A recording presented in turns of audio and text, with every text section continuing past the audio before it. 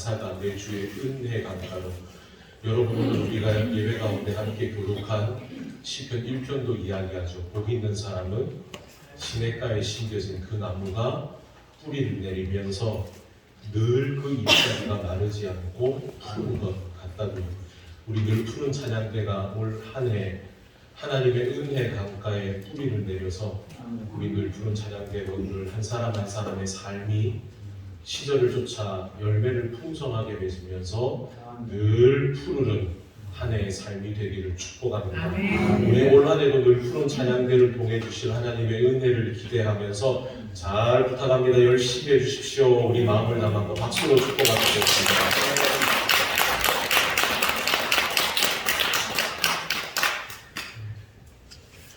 연초가 되면은 우리가 하는 것 중에 하나는 정리하는 거죠.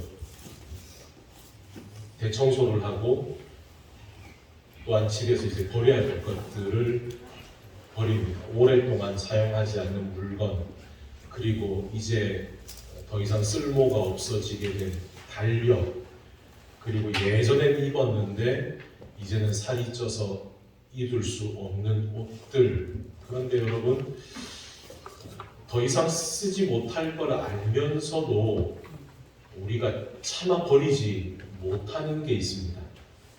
놔두면 꼭 써지지 않을까 하는 것, 더 나아가서 그 물건이 나에게 특별한 의미가 있는 물건이라면 더 그렇습니다.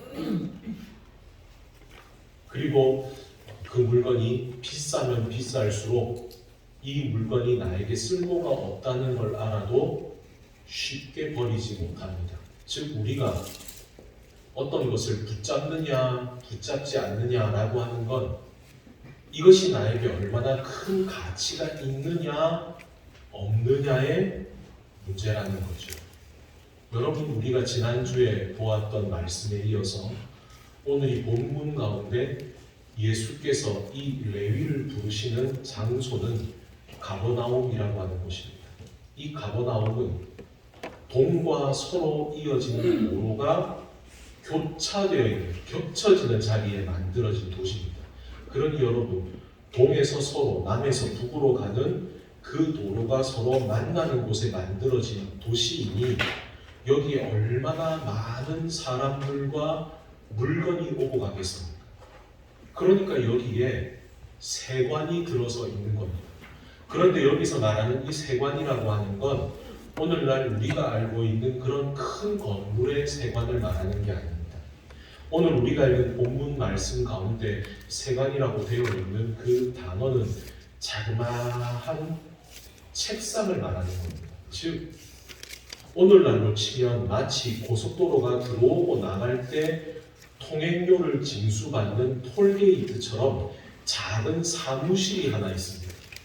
그런데 이 사무실에서 하는 것은 오고 가는 사람들에게서 통행세와 세금을, 그리고 물건이 오고 갈 경우에는 그 물건에 대한 세금을, 그리고 그 가버나움에서 물건을 사고 파는 것이 있다면 거기에 대한 부가가치세를 걷는 것이 이 가버나움의 세관이 하는 일입니다. 그러니 여러분, 이 가버나움의 세관이 비록 작은 사무실이거나 혹은 그 넓은 도로 한가운데 만들어진 작은 책상 하나라고 할지라도 거기에서 걷어들이는 돈은 어마어마한 겁니다.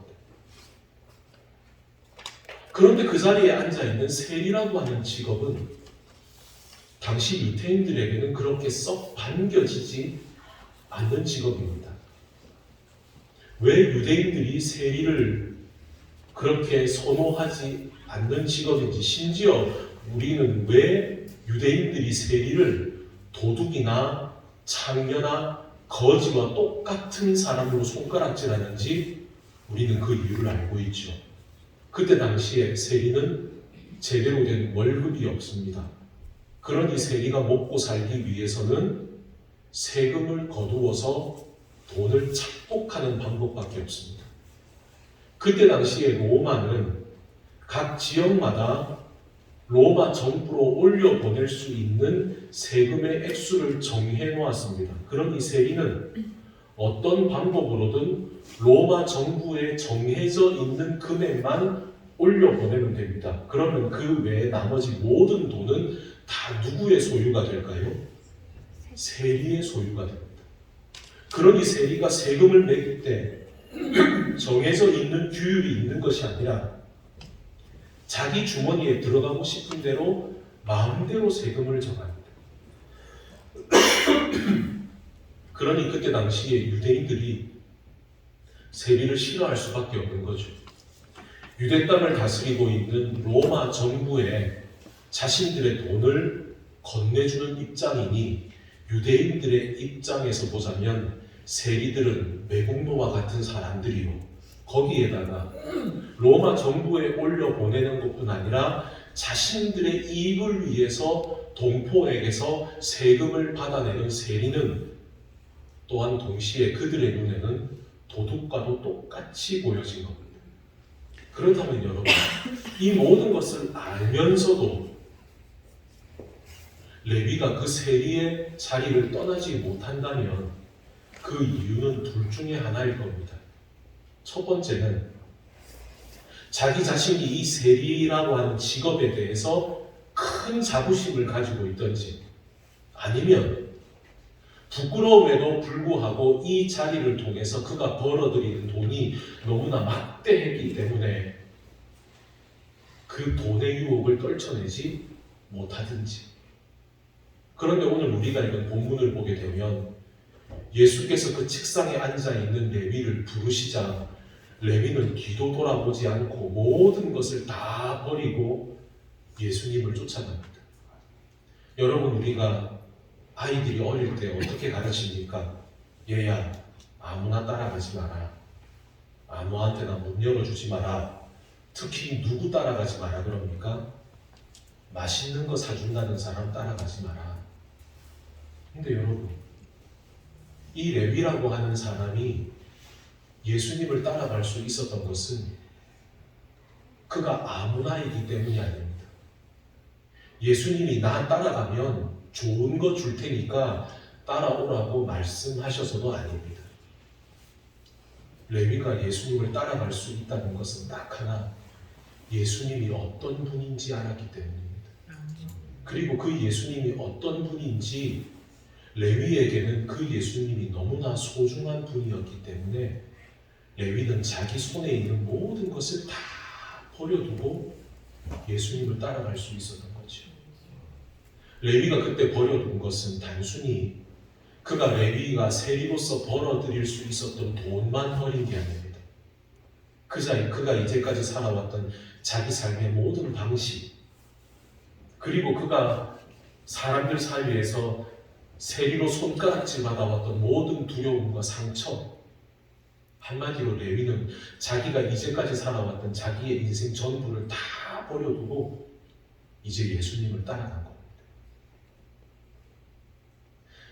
타이거맨이라고 하는 사람이 있습니다. 여러분, 타이거맨 하면 어떤 사람일 거라고 생각하십니까? 호랑이 가면을 쓴 사람으로 생각하시죠. 제가 이 타이거맨이라고 하는 사람의 얼굴을 오늘 화면으로 준비하지 못한 이유는 그 모습을 보고 여러분들이 충격을 받을까 합니다. 이 사람은 실제로 자기가 호랑이라고 믿고 있는 사람입니다. 그래서 이 사람은 호랑이가 되고 싶어서 자기 온몸을 호랑이로 바꾸기 위해서 약 1000번의 성형수술을 했습니다. 호랑이처럼 날카로운 이를 가지기 위해서 그는 자신의 이 위에다가 다른 인공적인 이를 다 덧대고는 모든 이를 날카롭게 갈아서 다 송곳니로 만들어버렸습니다. 호랑이처럼 자기 얼굴에 수염이 나야 된다고 생각을 해서 얼굴에다가 18개의 구멍을 만들고는 거기에다가 수염을 이식했습니다. 그것도 모자라서 그는 머리부터 발끝까지 호랑이처럼 온몸에 호랑이 문신을 했습니다. 눈동자 색깔도 바꿨습니다. 손톱을 길게 길러서 날카롭게 갈아서 마치 들짐승의 발톱처럼 만들었습니다. 그는 이렇게 자신의 외형만 바꾸는 것으로 그치지 않았습니다. 온 얼굴에 주사를 맞아서 얼굴의 형태를 호랑이처럼 변형을 시킨 것도 모자라서 그는 호랑이처럼 살기로 결심합니다. 그는 호랑이처럼 네 발로 기었습니다. 그는 호랑이처럼 나무 위로 올라갔습니다. 뿐만 아니라 그는 할 수만 있다면 모든 고기를 익히지 않고 마치 짐승이 날고기를 먹는 것처럼 그렇게 먹었다는 겁니다. 근데 여러분, 이 사람이 자기 자신이 타이거맨이 되고자 했던 이전에 그의 신분은 미 해군 출신의 컴퓨터 프로그래머입니다. 그런데 이 평범한 사람이 왜 갑자기 자기를 호랑이라고 믿게 되었을까? 이유는 너무나 어처구니 없게도 그가 만났던 한 원주민 주술사가 그에게 던진 한마디 때문입니다. 그 원주민 주술사가 이 멀쩡한 미 해군 출신의 컴퓨터 프로그래머를 보면서 이렇게 말했다는 거죠. 당신 몸속에 호랑이의 피가 흐르고 있어. 그 말 한마디에 이 사람이 자기 자신을 호랑이로 그렇게 생각하고 살았다는 거예요. 만약에 여러분 이 타이거맨이 여러분 옆에 있으면 여러분 뭐라고 얘기하시겠습니까? 정신 차리라고. 당신 호랑이 아니라고. 당신 미쳤다. 근데 여러분, 이 타이거맨의 이야기를 들으면서 제 머릿속에 이런 생각이 스쳐 지나가는 겁니다. 여러분, 우리는 지난 송구영신 예배 때에 성찬식을 했습니다. 여러분, 우리가 성찬식에서 그 빵 조각과 포도주를 마신다고 해서 이 빵 조각이 우리의 몸에서 예수님의 살로 변하고 이 포도주를 마신다고 해서 이 포도주가 예수님의 피로 변한다고 우리는 믿진 않습니다. 그러나 여러분, 우리는 왜 성찬식을 합니까? 이 성찬식을 함으로써 내가 예수 그리스도 그분의 사랑으로 죽을 수밖에 없었던 내가 살게 되었고, 그리고 이제는 내가 산 것이 아니요 내 안에 살아 역사하시는 그 주님의 사랑으로 예수 그리스도의 보혈로 이제 내가 살아간다. 여러분, 이걸 우리가 고백하는 게 성찬식 아닙니까? 여러분, 그렇다면 우리는 우리 속에 누구의 피가 흐르고 있습니까? 예수 그리스도의 피가 내 안에 있습니다. 여러분, 우리가 이것을 정말 믿음으로 고백하고 우리가 정말 그것을 아멘이라고 말한다면, 여러분, 정말 미쳐야 하는 사람은 호랑이가 되고 싶어 했던 그 사람이 아니라 우리가 되어야 하는 거 아닙니까? 아멘.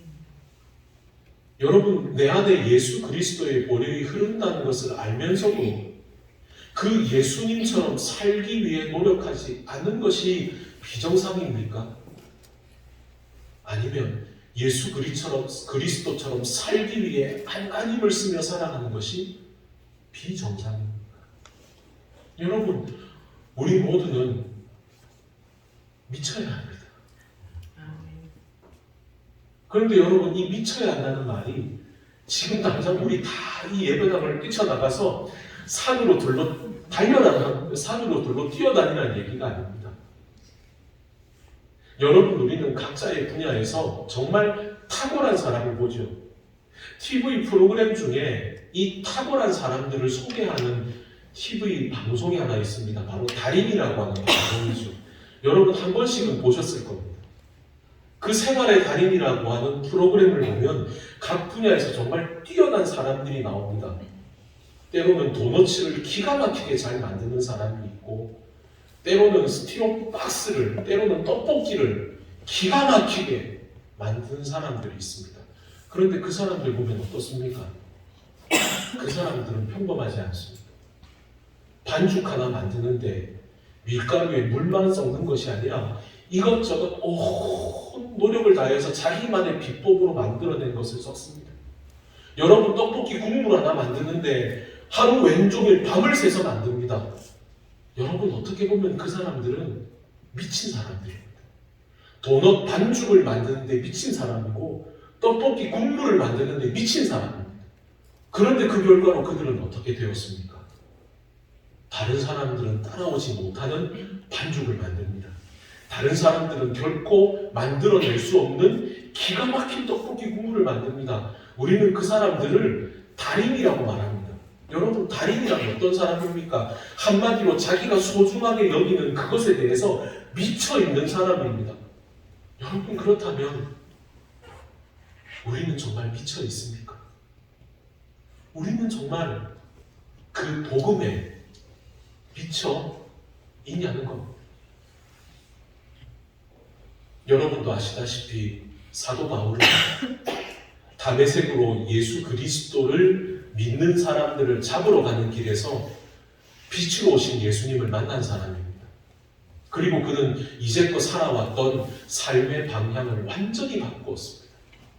그리고 복음을 전하다가 그는 스스로 로마의 재판을 받기 위해서 구속되는 길을 택하죠. 그가 이제 호송당하는 길에 총독과 왕을 만나서 감히 재판을 받는 자리에 서게 됩니다.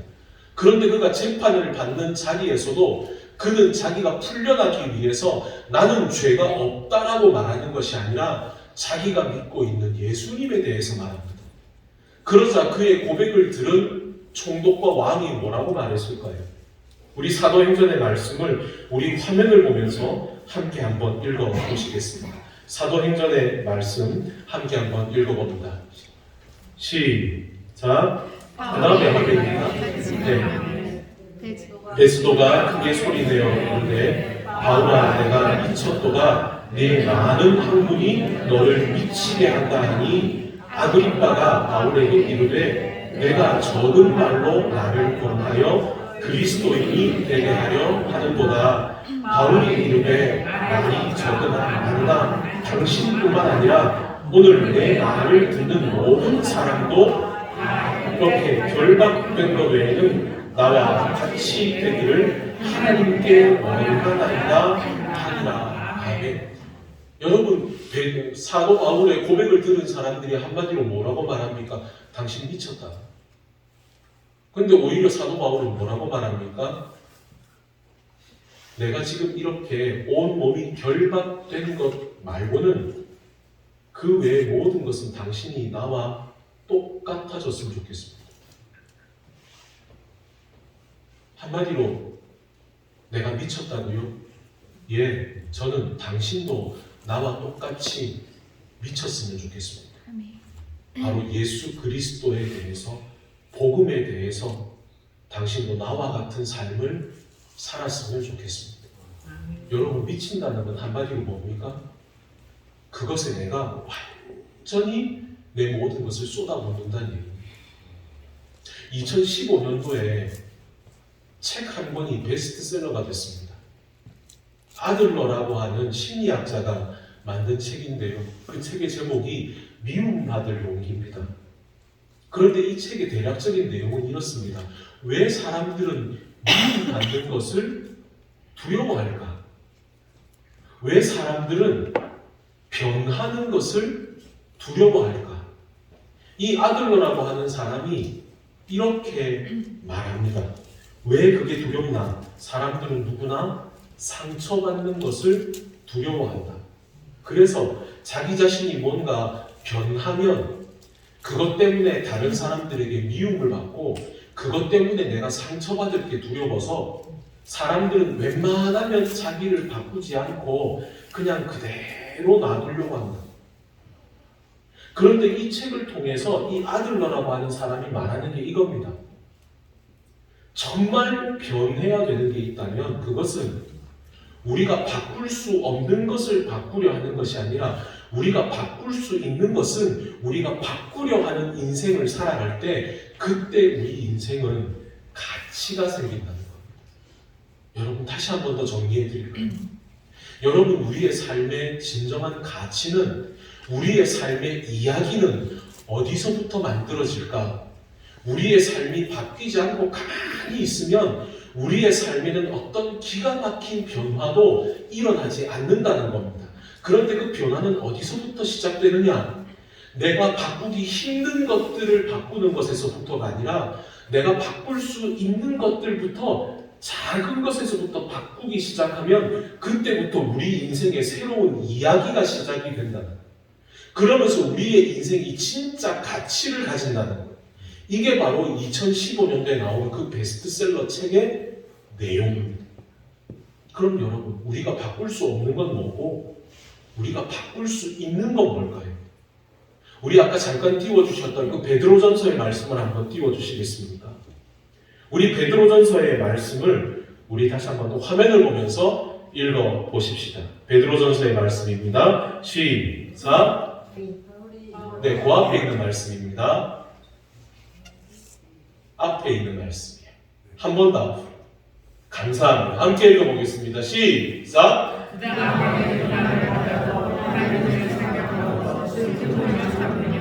이는 아름답다. 죄가 있어 매를 맞고 참으면 무슨 칭찬이 있으리요. 그러므로 고난을 받고 참으면 이는 하나님 앞에 아름다우리라. 이를 위하여 너희가 부르심을 받았으니 그리스도도 너희를 위하여 고난을 받으사 너희에게 본을 비춰 그 자취를 따라오게 하려 하셨느니라. 아멘. 여러분, 우리가 바꿀 수 없는 건 뭡니까? 내 삶에 닥쳐오는 상황을, 그리고 내 삶에 닥쳐오는 고난을 우리는 변화시킬 수 없습니다. 그러나 우리가 변화시킬 수 있는 것이 하나 있습니다. 그것은 그 고난을 바라보는 나의 모습입니다. 그 상황을 버텨나가는 내 삶의 방법입니다. 삶을 살아가며 내가 다른 사람을 대하는 나의 태도입니다. 우리가 그건 바꿀 수 있지 않습니까? 베드로가 말하는 것 또한 2015년도에 아들러가 말하는 것과 똑같습니다. 내 삶에 닥쳐오는 고난을 내가 바꿀 수는 없지만 그 고난을 바라보며 살아가는 내 삶의 모습은 내가 바꿀 수 있다. 사랑하는 여러분, 베드로의 시대부터 그리고 지금의 21세기까지 이 땅에 수많은 이론과 철학이 각 시대마다 있어 왔습니다. 그리고 우리는 지금 민주주의라고 하는 시대를 살아갑니다. 그러나 여러분, 교회는 계몽주의도 아니요, 그리고 민주주의도 아닙니다. 교회는 사람이 주인이 아닙니다. 교회는 하나님이 주인이십니다. 아멘. 교회는 합리적인 곳이 아닙니다. 만약에 교회가 합리적이라면 교회는 절대로 미련한 전도를 할 필요가 없습니다. 교회는 때로는 이것이 고난이요 손해라 할지라도 하나님이 원하시는 길이라면 그 길을 기꺼이 걸어가는 곳이 바로 교회입니다. 그래서 지난 시간 동안 교회는 끊임없이 하나님의 뜻을 따르며 고난당하고 박해를 받을 때가 있었습니다. 그러나 교회는 단 한순간도 그 미움받는 것을 두려워하지 않고 오히려 우리가 선을 행함으로 미움받는다면 그것이야말로 하나님의 뜻대로 사는 것이라고 우리는 스스로 맹세하고 고백하며 살아온 것이 바로 교회입니다. 여러분, 그것이 어찌 믿는 사람들이 모인 공동체에만 일어나는 일이겠습니까? 그 공동체를 이루는 우리 한 사람 한 사람의 삶이 또한 그렇지 않겠습니까? 그러니 여러분, 우리가 올 한 해 정말 내가 어떻게 하면 하나님을 감동시키는 예배자가 될까? 내가 어떻게 하면 올 한 해 세상을 감동시키는 그리스도인이 될까? 라고 하는 것을 우리가 마음에 품고 살아간다면 그 시작은 하나님, 내가 정말 어떻게 예배자로 살아가야 될까요? 내가 어떻게 하면 주님 앞에 내가 더 멋진 찬양을 드릴까요? 내가 어떻게 하면 말씀을 더 붙들고 살아갈까요? 내가 어떻게 하면 내가 하나님 앞에 더 무릎으로 기도할 수 있을까요? 내가 어떻게 하면 내 가족을 더 사랑할 수 있을까요? 이런 내 삶의 자리에 대해서 끊임없이 고민하고, 그리고 내 인생이 더 맛있는 믿음의 맛을 내기 위해서 수고하고 그 길을 찾아 나가는 달인으로서의 노력이 우리에게는 필요하다는 겁니다. 아멘. 여러분, 믿음의 감동은 결코 우리의 입술에서만 만들어지지 않습니다. 내가 정말 그리스도인이라면 예수 그리스도를 닮아가는 사람이 되기 위해서 정말 내 안에 예수 그리스도의 보혈이 내 심장을 통해 온몸을 타고 흐르고 있다고 우리가 고백한다면 내가 예수님처럼 살아가기 위해 애쓰며 살아가는 그 삶의 결단과 노력이 우리 안에 있어야 한다는 겁니다. 아멘. 우리 옆 사람에게 이렇게 한번 얘기하십시다. 예수님처럼 살아가십시오. 예수님을 닮아가십시오. 예수님 닮는 것에 미치십시오. 여러분, 적어도 오늘만큼은 우리가 이 미친다라는 말에 긍정적인 면을 우리 스스로 바라보았으면 좋겠습니다. 아멘. 여러분, 미친다는 것은 그 한 가지에 내가 완전히 꽂힌다는 것. 미친다는 것은 내가 그것을 얻기 위해서 내 모든 것을 다 쏟아붓는다는 것. 내가 정말 미친다는 것은 그것이 너무 소중하기 때문에 어떤 것이 나를 뒤흔들어도 내가 붙잡은 그것을 절대로 놓치지 않는다는 것. 여러분, 오늘날에 생각지 못한 자연재해나 큰 사고가 일어나면 정부는 그 지역을 특별재난구역으로 선포합니다. 그 특별재난구역으로 선포된 지역은 그 복구에 대해서 정부로부터 많은 지원을 받게 되죠. 그런데 이런 특별재난구역, 특별재난지역으로 지정하는 것은 최근의 일이 아닙니다. 먼 옛날에도 이런 제도가 있었습니다. 로마가 다스리던 시대에 아시아 지역, 지금으로 말하면 터키 근방 지역 쪽에는 지금과 마찬가지로 지진대라는 게 있습니다. 그래서 그 지진으로 인해서 여러 도시들이 피해를 받게 되면 로마 정부는 그 지역들을 특별재난구역으로 지정하고 재정을 투입해서 그 도시가 다시 일어날 수 있도록 돕습니다. 그런데 그때 당시에 이 지진으로 피해를 입은 지역들 가운데 그 지역이 스스로 로마 정부에 대해서 특별재난구역으로 선포되는 것을 거절한 지역이 있습니다. 그 지역이 바로 요한계시록에 등장하는 라오디게아라고 하는 지역입니다. 이 라오디게아라고 하는 지역은 그때 당시에 엄청나게 많은 돈을 벌어들이던 도시입니다. 그래서 그 돈을 보관할 장소가 필요해서 라오디게아에는 초대형 은행이 있었습니다.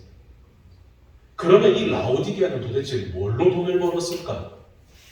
라오디게아는 교통과 상업으로만 돈을 번 것이 아니라 의과대학을 세우고 그 의과대학에서 만들어내는 특별한 약을 가지고 막대한 돈을 벌어들였습니다. 그건 눈에 넣는 안약입니다. 부르기아 안약이라고 불리는 이 안약은 눈병에 탁월한 효과를 가지고 있어서 이 라오디게아 지역뿐 아니라 주변의 먼 곳까지도 이 부르기아 안약은 날개도 찢는 달려가서 이 라오디게아는 다른 어떤 도시들보다 막대한 부를 벌어들였습니다. 그러니까 이 도시는 황제가 돈을 주겠다고 해도 거절을 합니다. 왜입니까? 괜히 로마 정부로부터 돈을 받았다가 로마 정부의 구속을 받느니 우리는 우리 스스로의 돈으로도 이 도시, 무너진 도시를 얼마든지 세울 수 있으니까 로마 정부의 도움은 필요 없다라는 것. 그러니 이 라오디게아 지역에 사는 사람들은 모두 다 부유합니다. 그리고 그 라오디게아 지역에 세워진 라오디게아 교회에 사는 사람들도 전부 다 부자입니다. 부족할 것 하나도 없습니다.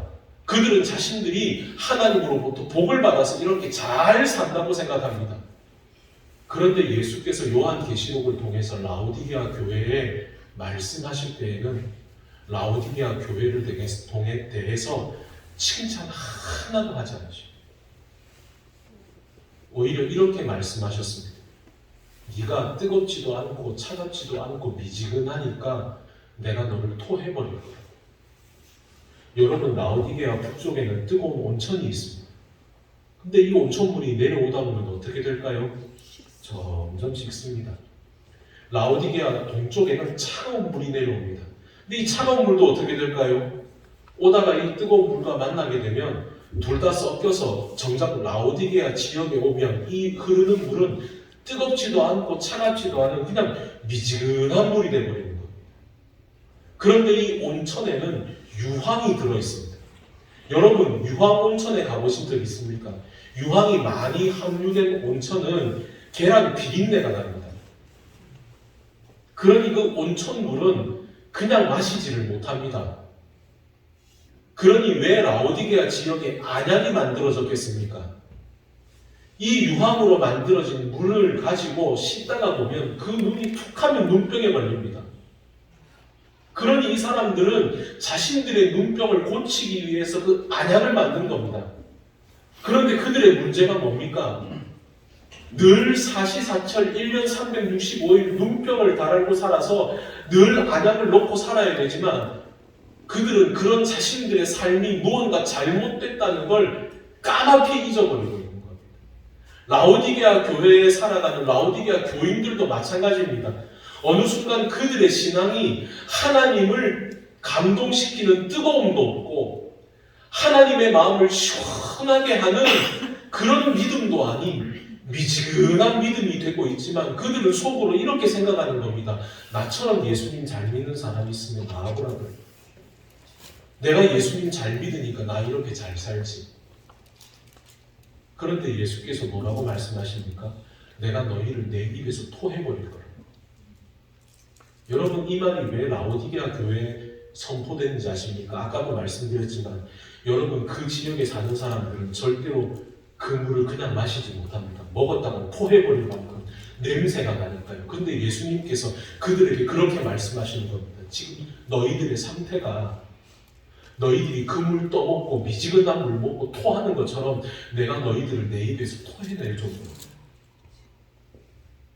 여러분이 라오디게아 교회에 하시는 주님의 말씀이 얼마나 무섭습니까? 그런데 예수께서 그들에게 회개하라고 말씀하시면서 이렇게 말씀하십니다. 볼지어다 내가 문 밖에 서서 두드리노니 누구든지 내 음성을 듣고 문을 열면 내가 들어가 그와 더불어 먹고 그도 나와 더불어 먹을 것이라. 사랑하는 여러분, 라오디게아 교회에도 주시는 그 주님의 은혜의 소리가 오늘 이 예배 가운데 나오는 우리에게도 동일하게 있는 줄로 믿습니다. 주님께서 2025년을 살아가는 우리 모두의 마음도 지금도 주님께서 두드리고 계십니다. 여러분, 우리가 올 한 해를 살아가며 우리의 마음을 두드리시는 그 주님의 소리를 들을 수 있기를 바랍니다. 그 주님의 소리에 우리의 문을 열 때 우리 안에 그가 들어와 그가 나와 더불어 먹고 나도 그와 더불어 먹으리라. 여러분, 우리가 그와 더불어 먹는다는 것은 뭡니까? 내가 예수 그리스도와 함께 살아간다는 겁니다.